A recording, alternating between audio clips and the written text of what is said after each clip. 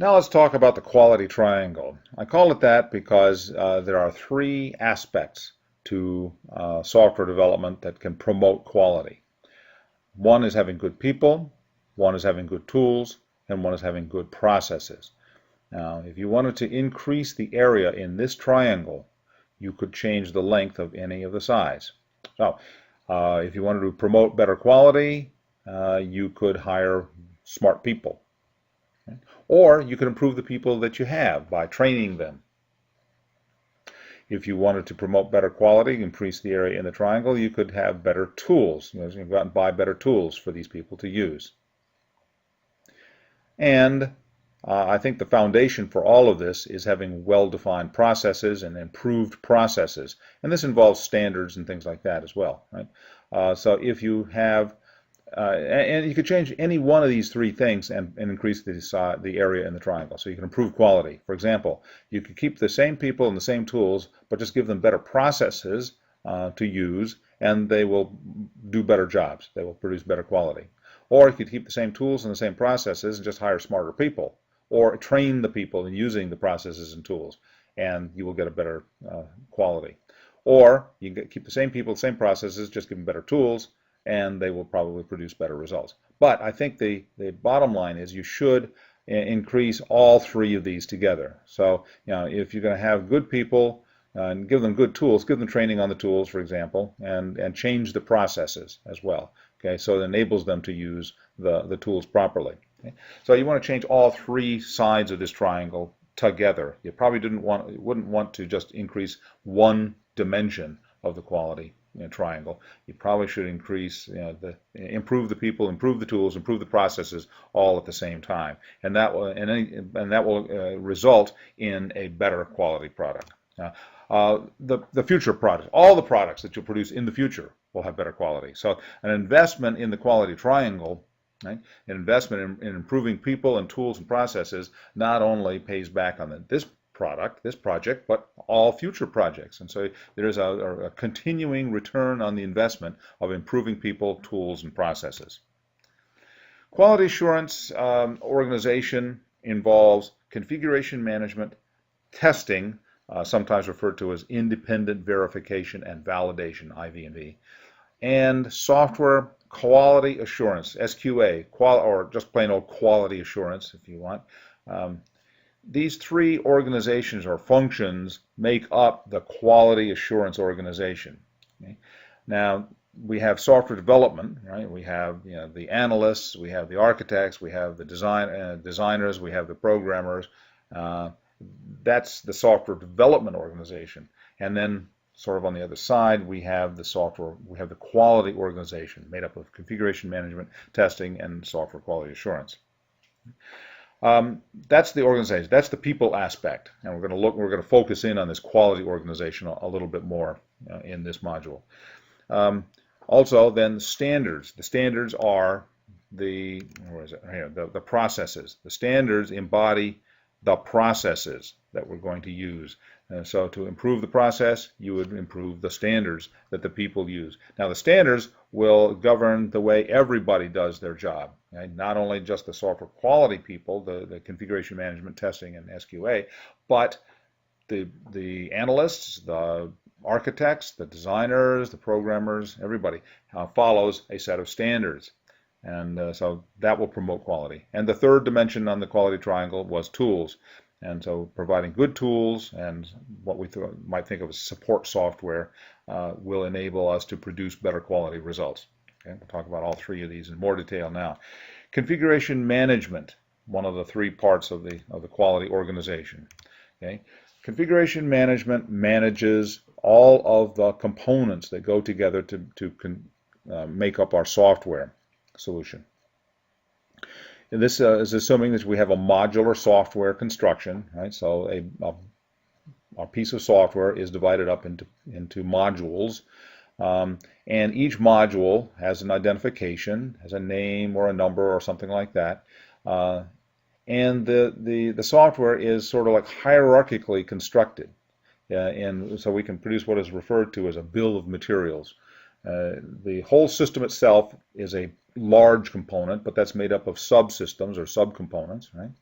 And each subsystem is in turn made up of smaller subsystems. We talked about this when we were talking about system engineering way back at the beginning of the course. So we have this hierarchical decomposition of the system into subsystems and sub-subsystems and so forth. The bottom level of this hierarchical decomposition is your software components. Okay? This is the lowest level of decomposition. Each component and each subsystem, all the way up the tree, has a known sort of configuration. A higher level subsystem in this tree is made up of smaller subsystems. Now, if I change a component, let me back up. The subsystem itself is at the very bottom. The lowest level subsystem is made up of components. Now, if I modify one of the components, I may not have actually modified that system, that subsystem that component went in. So now I have two versions of the component. One version of the component is in that subsystem. Another version is a newer version, but I haven't promoted that to the subsystem level yet. Okay? So one of the things that you will consciously do in this bill of materials in the software library is from time to time you might reconfigure a subsystem to say, oh, I'm going to use some of these improved versions of the component, some of the components, rather than the older ones. Right? So each version, each component has a version, but each subsystem also has a version. The version of a subsystem says which versions of which components go into that subsystem. Right? And then this whole promotion idea goes all the way up the tree. So a larger subsystem might be made up of subsystems at particular version levels. So you may have a component, a particular component, that has different versions in the different subsystems all the way up the tree. Okay? The CM people, the configuration management folks, have to keep track of each of these versions of each subsystem and each component in a software library. It's a big job. There's also something called the configuration matrix. Configuration matrix, in this configuration matrix you have a set of components and subsystems, and what you do is you put those, list those down on the side of the matrix. Okay? Across the top of the matrix are your version, like your release numbers, and so you'll say for each release, the subsystems and components in that release are these versions. And so it's a way of keeping track of each release of the software in terms of which versions of which components and subsystems go into each release. That's called the configuration matrix. Anytime anybody suggests a change to any one of the components or subsystems, you want to promote a new subsystem, you have to present your request to a body that is referred to as the Change Control Board. It's a group of people. It's not an automated process, but in fact, these people in the Change Control Board will meet and they will approve the requests for changes to components, changes to subsystems, promotion of components to subsystems, and actually all the way up, the new releases of the system have to go through this Change Control Board. Every possible change that you want to make has to be formally approved by the Change Control Board. Now, usually the requests are approved. From time to time, somebody might make a request to the Change Control Board, and they will look at it and they say, wait a minute, if I do that change, it will cause all sorts of other ripple effects and all sorts of other problems, and they may disallow that change. They may disapprove that change. But more than likely, any requested changes are approved. Now, why go through this process of actually people meeting and approving these changes? Well, it gets these changes out in the sunshine. If you didn't have a change control board, a formal process for requesting changes, somebody could go into that library in the middle of the night, say, and make a change to a module, and nobody would know about it. Except now, when maybe they break the module, right? And now I run the software and I integrate that module into my software and run the software, and it'll fail because they injected a defect in the module. Or, and nobody knew about it. Nobody knew that the module was changed. Right? So you don't want that to happen. The other thing is you don't want these, what is called scope creep, to come in. Scope creep is when the amount of functionality in your software mysteriously increases. there are two sources of this scope creep. One is the people that work with the customers have this inability to say no to the customer. So the customer says, hey, could you add this extra feature in? And they say, oh, no problem. How much can it cost, right? And so they just add that in. And sometimes these modifications to the set of requirements don't get officially recorded by the change control board. They bypass the change control board, and they just tell the programmers, hey, go off and do this thing. And these modifications to the scope get into the system, and now this has to be tested and documented and maintained forever, and it's not visible changes. The other source of scope creep is the developers themselves. A developer has a little extra time on his or her hands, and they say, oh, I can soup this part up a lot. I can make it a lot better than what it is. And so I can add a few more features in here. I've got the time. It's free, right? Free development. Well, it's not free because, once again, this extra capability has to be tested, has to be documented, has to be maintained forever. Okay? And nobody ever asked for it. It's something that was never officially submitted as a requirement. And so these you don't want these invisible little creepy things to scope changes to creep into the system. The way to avoid that is to have every change officially documented and approved by the change control board. Testing, we'll talk about testing later on in the course, but let's just review why do we do testing? Well, the obvious reason is we want to find the defects. Okay? Because we make the defects just like when we were talking about reviews. We put the defects in, we can't find them ourselves. One way to find the defects is reviews and walkthroughs and stuff.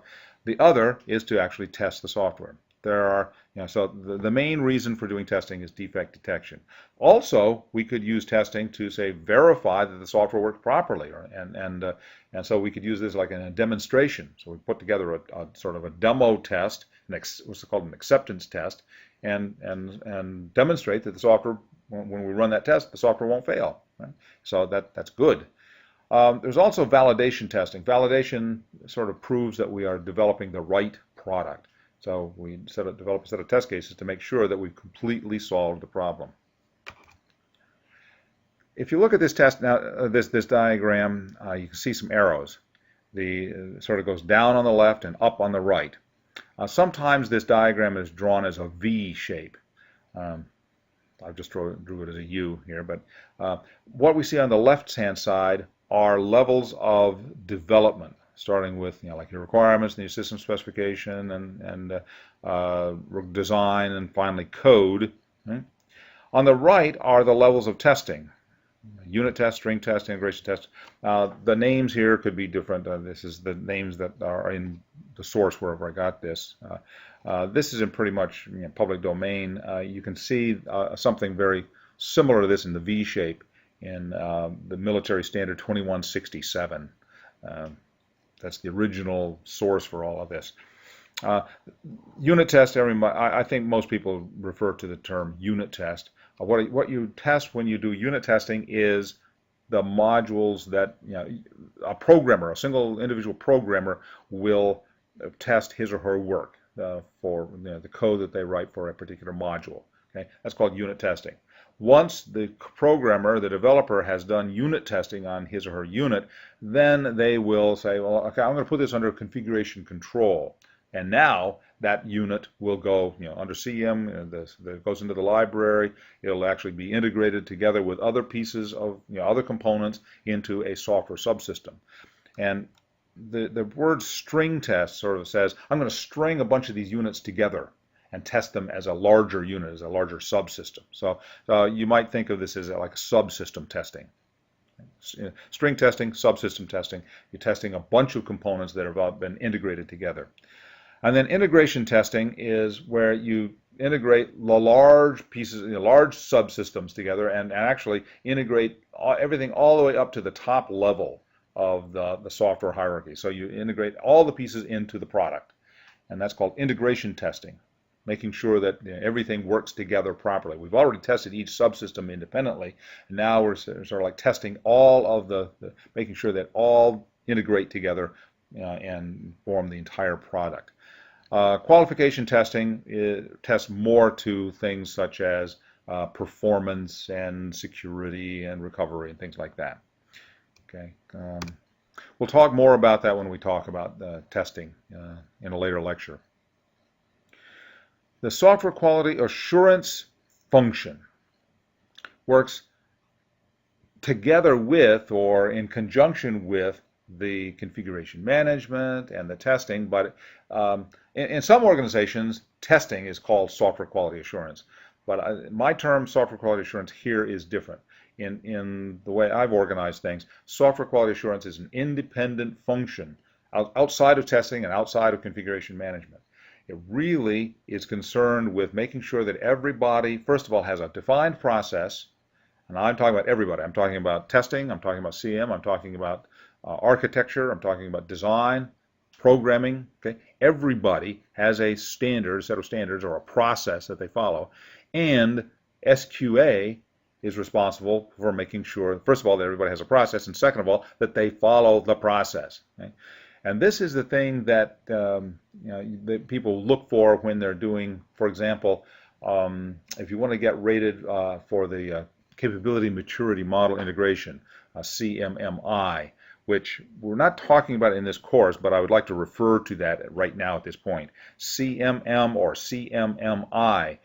You want to look that up. You can look that up in the textbook. You can also Google that, and you can find tons of information about CMM, and actually it's called CMMI now, Capability Maturity Model Integration. What people will do is, an organization might improve their processes, and they say, I would like to be a certified organization, certified by the Software Engineering Institute, that actually has people that have published this capability maturity model. So what they'll do is they'll send a team out to evaluate your organization. And the things that they look for are, first of all, do you have a well-defined process?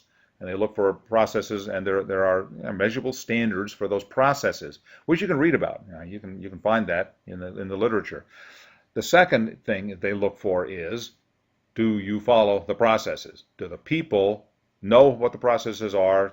Do they actually follow the processes? I mean, after all, that's why you have processes. That's why you have standards, is because they promote a better, a more higher probability of producing good quality stuff if you're following the processes. So they actually make sure that people actually do follow the standards. Right?